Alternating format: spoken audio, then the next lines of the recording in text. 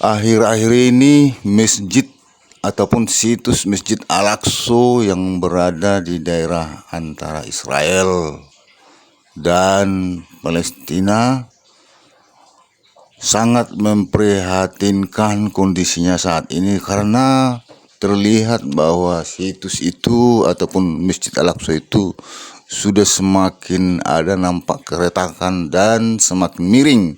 Kenapa bisa terjadi? Karena memang di bawah itu Israel melakukan pengeboran terowongan besar-besaran, karena rencana Israel itu akan mengadakan ataupun mendirikan daripada bait suci mereka di bawahnya dari Masjid Al-Aqsa itu.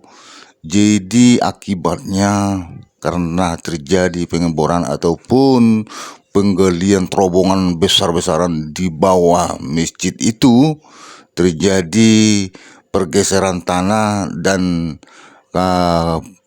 pondasi dan kondisi daripada masjid itu ikut terjadi ada pergeseran dan perubahan, maka terjadilah di situ keretakan. Tidak tahu apa yang terjadi suatu saat nanti, dan itu katanya menurut berita dan sumber akan terjadi kehilangan daripada situs tersebut. Memang Israel itu sudah merencanakan itu dari dulu. Seperti ini ceritanya.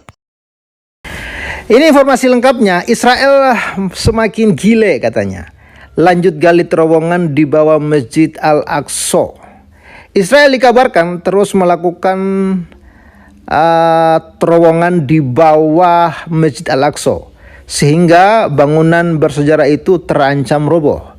Aksi yang semakin menggila itu memicu kecaman dan kekhawatiran akan rusaknya fondasi situs suci tersebut.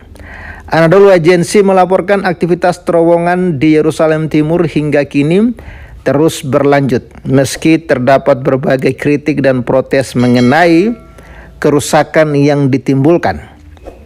Pada Agustus lalu, Kegubernuran Palestina Yerusalem melaporkan bahwa galian terowongan di bawah Masjid Al-Aqsa telah menghancurkan sejumlah artefak Islam.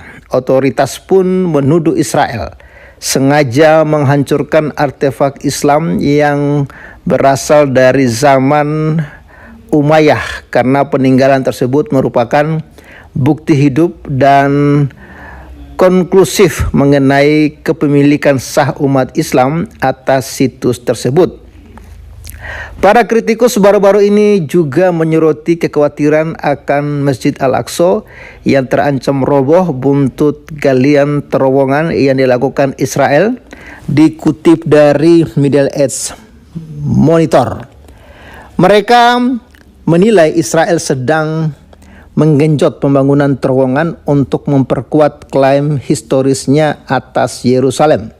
Padahal aktivitas ini termasuk pelanggaran hukum internasional dan pelanggaran terhadap status quo Masjid Al-Aqsa.